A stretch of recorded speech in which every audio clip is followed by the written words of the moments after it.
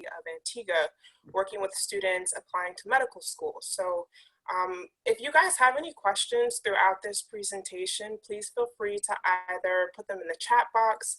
You can unmute yourself and ask them. I'll try to address them during the presentation, and if not, we can do so in the Q&A.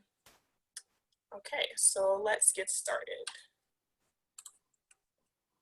Okay, so for our agenda today, we're going to discuss a couple of things. First, we'll kind of figure out how to identify potential schools that you're thinking of applying to, just so you're able to narrow down a list. Then we'll talk about the Common App versus an institutional app. What are the differences? What are the similarities? And then we'll actually do a walkthrough of the Common App. I'll give you some application tips, and then we'll have time for you guys to ask any questions.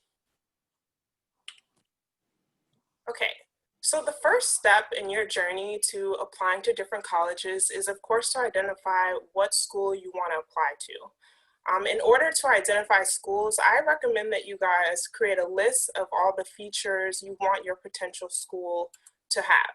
So in your free time, if you haven't done this already, take a list of schools, think about different features you want them to have, such as the major you want to study, if you want to be in larger class sizes, smaller class sizes, kind of the range of tuition and fees, any scholarships, financial aid. Think about all of these things, create a list, and then try to categorize the schools based on the different topics you see on the screen. So I mentioned academic majors because not all schools are going to have what you want to study.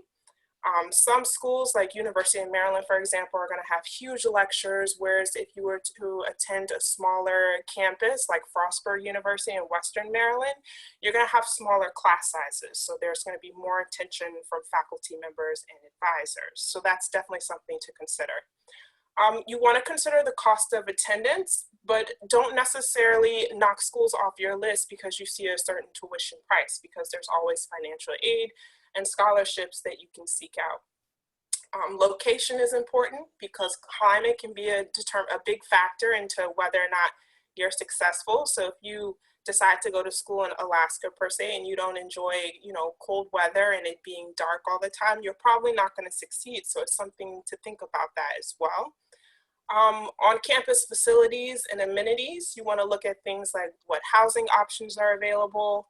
What's the dining situation like? Is there a health center on campus? Are there different recreational opportunities? Because I know quite a few of you play sports. So these are things that you should consider when choosing a college. And then you want to look at student activities, career services, because you want to be focused on your future. So you want to make sure that there's an office there and people available to assist you. And then just consider campuses that you might consider a potential home away from home. So again, if you haven't already done so and you're considering different schools to apply to, I recommend that you look at these different factors and make a list, figure out, do these schools have what you want? Okay, so as I mentioned, once you have a list of schools, you need to determine what type of application you need to complete. And there are two different applications, the Common App and an institutional application. The Common App is a nonprofit membership organization that represents about 900 different institutions in higher education. They help connect applicants and those who support them to a wide array of public and private colleges and universities across all 50 US states. The platform is free. However, every college charges their own application processing fee, and this can range from $30 to $75 per school.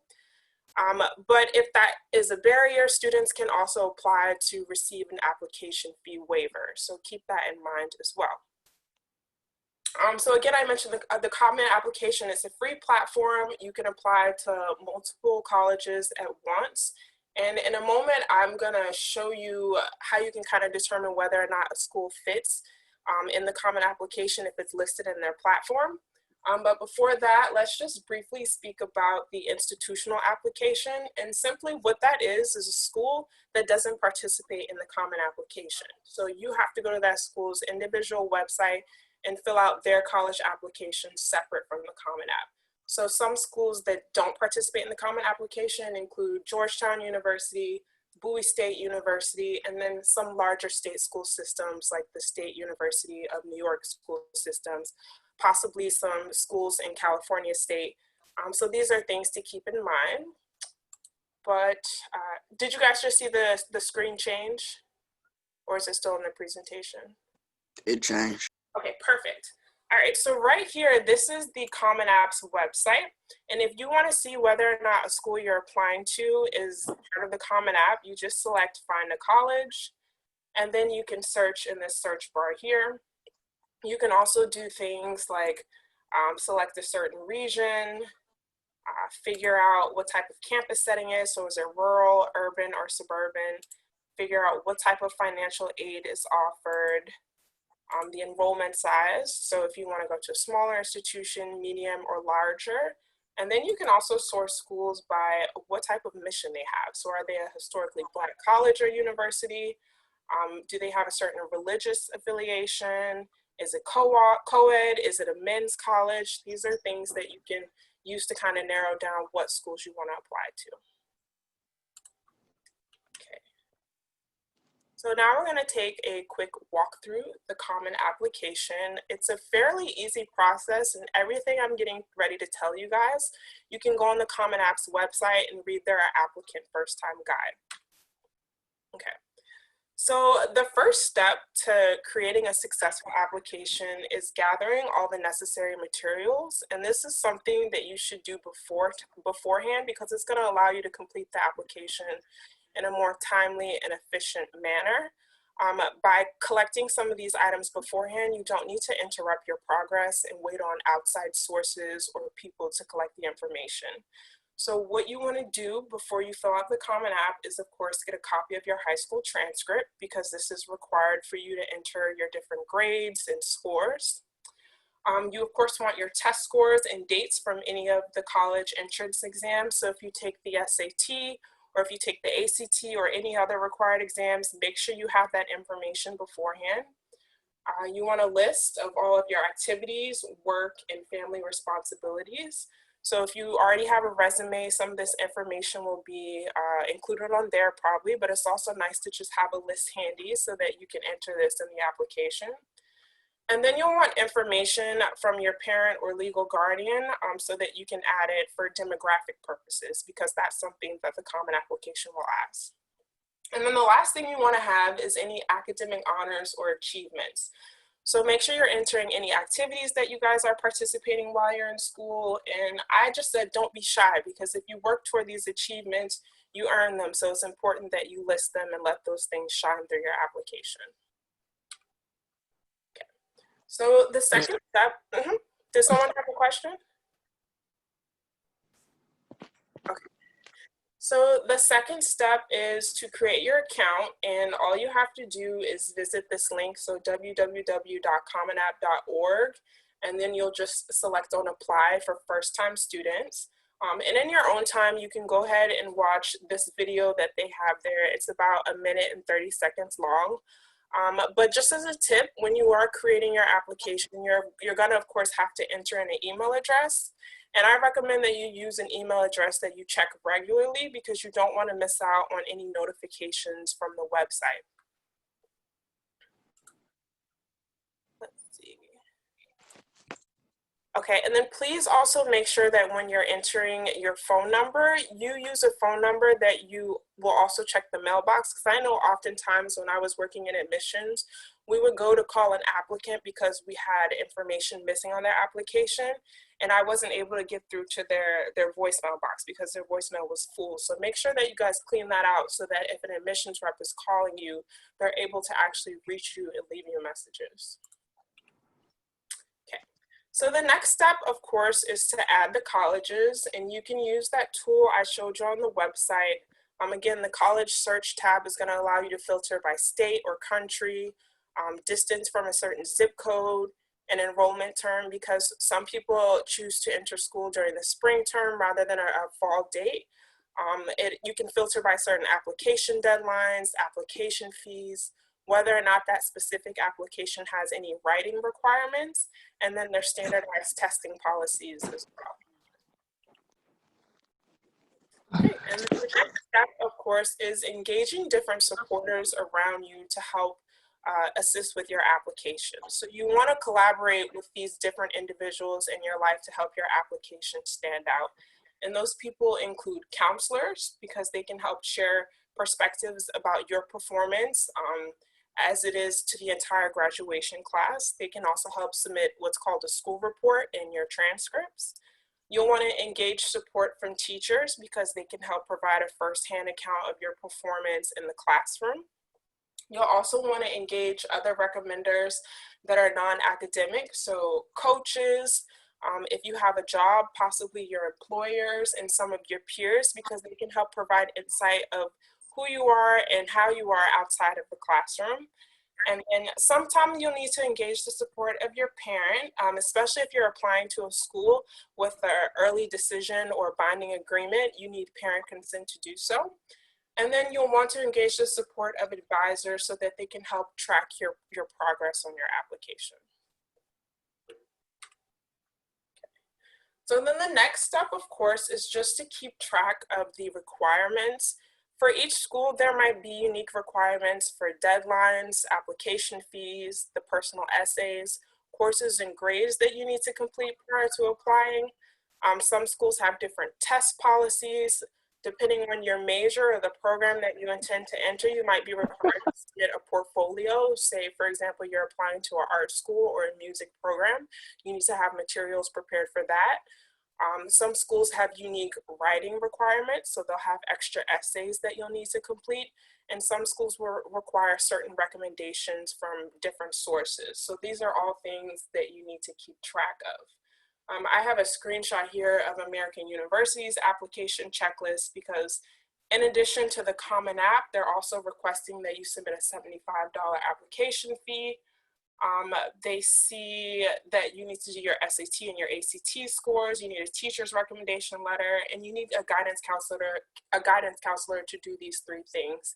And these are specific to American University. So you want to make sure that whatever school you're applying to, you carefully read their requirements, because they're all going to differ. All right, and then the next step is to plan your essays, because anybody who's doing the Common App is going to be required to write an essay, and there are various prompts that you can choose from. So I do have 7 here on the screen. They were prompts that were used in the 2019-2020 application year, but they're also going to be the same prompts used for this year. So I think what you guys should do in your free time as you're preparing for this and practicing is to take these questions and maybe take one a week and practice asking them. So you want to organize and plan for your writing prompts. You want to practice answering the questions and have your peers, parents, teachers, and advisors review and provide feedback. For the essay prompts, it's minimum that you have at least 250 words, and the maximum word count is 600 words. So you want to make sure that you're kind of falling into that range. Some colleges may require additional essays that are either short or long answer questions, but again, these are things that you'll find out about when you read their specific requirements. So if you want to, just go ahead and take a screenshot of this so that you guys have this information. I will have my email at the end of the presentation. If you're not able to take a screenshot of this now, you can just shoot me an email and I will send you these essay prompts to practice. All right. So the final step is just submitting your application. There's just 3 things you need to ensure. One is to review your application, making sure that you're checking for any errors and ensuring that it's accurate. Because I'll tell you, me reviewing applications when I was working in admissions, for those students that had spelling errors or grammatical errors, it did make a difference when it came time to reviewing your application, because if we find an error or we find multiple errors on your application, it shows that you weren't paying close attention to detail and that you possibly, weren't really serious about submitting this application. So you want to make sure that you check it for errors and everything's perfect. And that's why you run things through your peers, your teachers, and your family members. The next thing you want to do is pay all applicable application fees. You can skip this step if you're utilizing an application fee waiver. And then the last thing you want to do is submit your application. And once you do so, you'll receive an email confirmation saying that everything is complete. So these are just some additional tips here. So again, just meet your application deadlines. This is the most important thing. You don't want to miss an application deadline. Some schools might take your application after the deadline, but it's no guarantee that they'll actually review it or that you'll get into the school. So you can have all the qualifications in the world. If you're not getting that application done and submitted in time, it might make a difference of whether or not you're admitted. And I always recommend that you apply early, because the earlier you do so, the earlier you can get things like extra materials and like recommendation letters and whatnot. The next thing is to make sure that you complete the entire application. Don't leave anything unchecked. This goes with you guys reviewing and making sure that you're kind of dotting all your I's and crossing all your T's. Of course, include all of your extracurricular activities. Make sure you're neat and organized. Write clear and concise essays. So don't put any unnecessary information in your essays. Make sure you're getting to the point of what you want to get across. Be creative, because it's important to stand out. This is gonna allow the admissions team to kind of remember who you are. So make sure that you're being creative. Be honest, so don't lie in your application, because if you get caught in a lie, that could hurt your chances of entering into that institution. Don't be cliche. Don't forget essential documents, so any of those required materials. And then secure great letters of recommendation. So make sure that you're asking individuals who can really vouch for you and speak to who you are as a student to write those recommendation letters, because those can help strengthen your application a lot. Okay. So those are all the tips that I have. As you guys are filling out the application, I have a link here where you can see kind of, what am I trying to say? You can kind of see questions and answers, kind of if you have any issues with the application, this is a good link for support that can kind of help answer all of those things. You can shoot me an email if you have any follow-up questions about that as well. And then of course, you can always rely on your coaches, your teachers, and your mentors to support you as well, because that's what they're there for.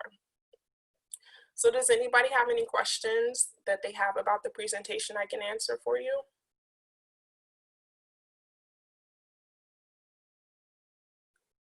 No, ma'am. All right, well then thank you for listening. I'll stick around for a little bit if anybody has any. And Cornell, I'm just gonna stop sharing my screen now.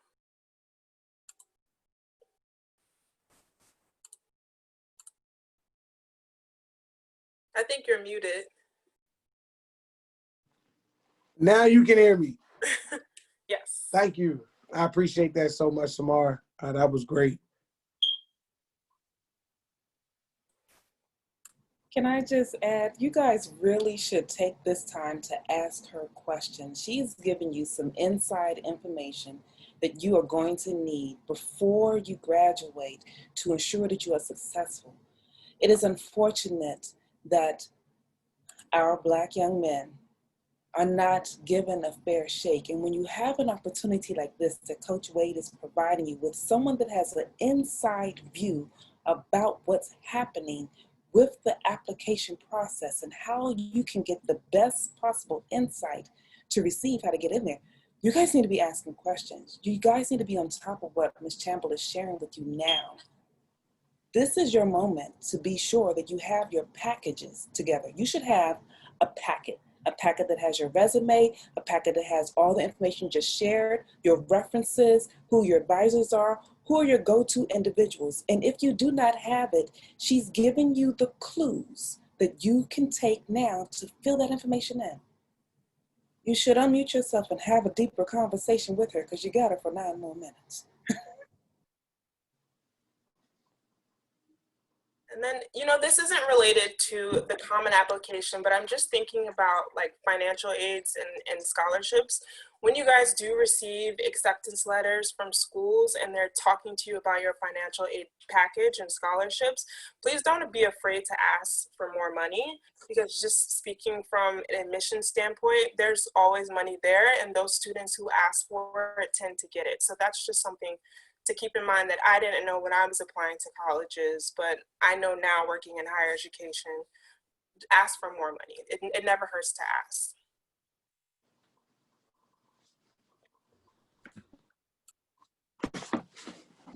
Questions, fellas? Anyone?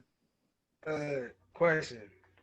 Like when you looking at like a scholarship standpoint and like they send you a letter talking about like they want you and different stuff, like when they talk about like, cause I got this one, I had got to receive this letter from one school. And they were saying that I can only be participate in sports for like 2 years out of my my high school, like stuff like that, and they wouldn't let me play for my full scholarship. Like, is that right or no? So I don't know the answer to that question. Cornell, have you heard of something like that? No idea what he's talking about. Okay. Maybe what you should do is, have one of your teachers read that letter just to ensure whether that's what it actually means and kind of provide some clarification about that. He may be talking about high school. Believe it or not, he's 15. Okay. I think he's talking about high school admissions letters, now that I think about it. Gotcha. He's a freshman. Okay. It's okay, Jaden. That was a freshman question, but it was a good one. I appreciate you, brother. Anyone else? Questions? Are there any seniors right now or anybody that's currently going through this process? Is Damari Smith on? We should have Damari Smith and Tamon Stenard on. Yes, sir, I'm on. Okay. Are you working with a common application currently? No, ma'am. Okay. Are you looking to start a college in the fall? Yes, ma'am. Okay, then I would definitely get started on this process, because I do know that deadlines are coming up, and if you get started now, it should be fairly easy for you to complete. It's not a long process, as long as you're making sure you have all those documents and information beforehand. It should be quick and easy, and then if you're practicing these essays, you're not going to have an issue. Yes, ma'am. What colleges are you interested in, Tamon? What you talking about? JUCO college or any college? Any college. I'm interested in going to. I was looking at Maryland and Virginia Tech, and that's it right now. Okay. So since you already have Maryland and Virginia Tech in mind, were you here the whole presentation? I think he's on mute. Oh, yes, ma'am. Okay, yeah. So again, I'm going to share this slide really quickly. Just those two schools. If I were you, what I do is take those schools and kind of go through each bullet point and kind of list, the features and what those schools have, just so that you're fully aware of what you're getting yourself into, and that those schools have all of the qualities, that you desire out of whatever institution you end up attending. Yes, ma'am. Does anybody else have any questions? I do. Sure. Eventually, once they like give you money and stuff, don't you gotta like pay it off? So it depends. If you receive a scholarship, that's not something that you have to pay back. A scholarship or a grant, that's an award that's given to you. If you are having loans, for example, so you're applying for financial aid and you complete that FAFSA and they tell you, whatever loans you're eligible for, that is something that you will have to pay back. There are different type of loans. So even before them awarding that money to you and you accepting it, there's counseling that you have to go through, kind of like a presentation and something you'll have to read and agree to make sure you understand all those terms. you really should pay attention to that because you want to make sure that you're aware of how much you're borrowing and what you're going to have to pay back. So just make sure you are being very vigilant about those things. Okay, thank you. You're welcome. Am I on mute, fellas? No. No. The other thing I'll say that just came to my mind, guys, is that you must remember that although you're being offered an athletic scholarship, you still must be able to be admitted into whatever school that you commit to. You can't commit to USC if you cannot get into USC. You cannot commit to UMD if you cannot get into UMD. And that's GPA, that's SAT or used to be SAT, community service hours, whatever the application process looks like for that individual school, you must be able to go through that enrollment process and become a student in order to accept whatever athletic monies that you receive, whether that's full or partial.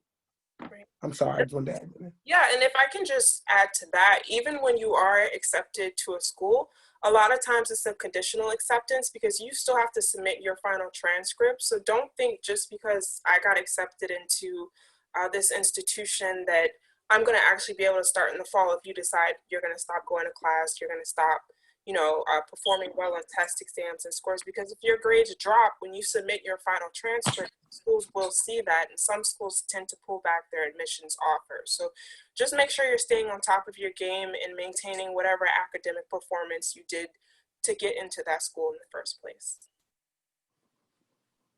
Can I add one more thing? It's been a while since I've been in the college process, but one of the things that I did do was apply to a lot of little scholarships. There used to be, and I don't know if the FAFSA process still does this, where they had a website where you can apply to various scholarships. So I applied to everything I saw. It did not matter what it was. A lot of times all they wanted was an essay. So I had 3 standard essays that I had in a package. And when she was giving you information about prepare a package, let that be a part of your package. So I had an essay that was about me, just about me, an essay about the community, what I like to do about my community or for my community, and an essay that gave just a future concept that I knew was associated with the school. So you just pick what those are. From my package that I prepared that she has given you guys insight on, the admissions counselors passed my package around. I did not apply for a lot of the scholarship information that I got, but I ended up getting a full scholarship. And I also got a lot of little mini baby scholarships, like $1,000 here, $500 there, $75 here. It didn't matter because by the time they added up, I had over $75,000 worth of free money to go to school. And I used that mostly for books and food. Wow. But if you have a package, like Ms. Chamble is telling you now, prepare, and it's on point, like she was saying, complete all of the information. That is something that can get you springboarded into other financial opportunities. So please pay attention, guys. Yeah, and if I can just add, there are so many scholarships out there that students don't apply to or for, so there's just a lot of scholarship money that's just sitting around. So make sure you do your research. Don't be deterred by essays, even though sometimes they might be annoying to write. Like, you can just write a quick little 250 to 500 word essay or whatever the application requirements say and be awarded that scholarship, because there are a lot of students that are lazy and don't apply, and then no one ends up getting that money. So again, like Ms. Hood was saying, just be prepared, have some written essays already that you can submit with these applications.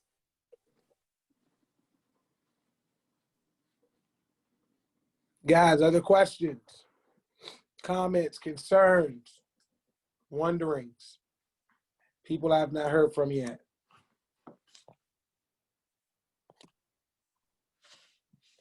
All right, Ms. Chamble, thank you so much for taking the time to speak to us. Like I said, it was great.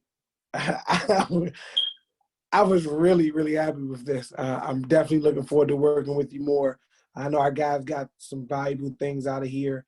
I definitely want to make sure we connect Mr. Taman Stanar with you at some point because he is currently going through or about to start this process. So I definitely appreciate it. No problem. Thank you for having me. All right. Guys, we are going to roll into the last session. I'm about to share my screen. Give me 1 second.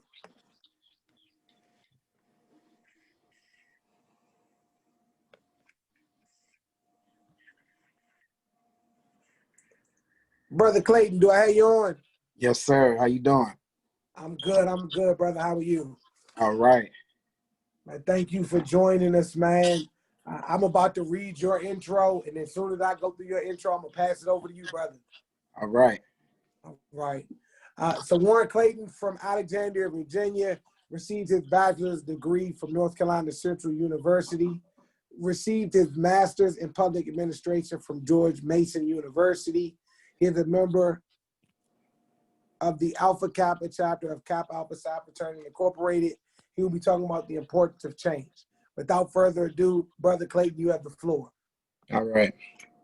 So I don't have a PowerPoint like everyone else had tonight. I'm just going to talk to you guys straight up, okay? My presentation is going to be a little more intuitive, and I'm going to have a conversation with you guys. So, like I said, my name is Warren Clayton, born and raised from Alexandria, Virginia, so Northern VA. I went to school in North Carolina, when Durham, North Carolina University, North Carolina Central University, studied criminal justice, concentrating in law enforcement. Then I came back up to Northern VA to study public administration at George Mason University. I currently work as a financial analyst for DOD, which is, Department of Defense. Yeah, that's about it. That's my background. Mr. Menifee, how old are you? Yeah, you? I'm looking at you. 17. You 17, so you're a senior in school? Junior. Junior. All right. You plan on going to college?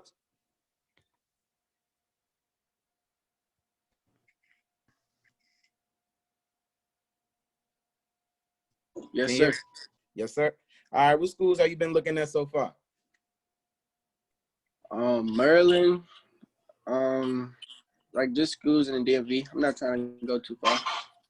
You're not trying to go too far. I understand that. Hey,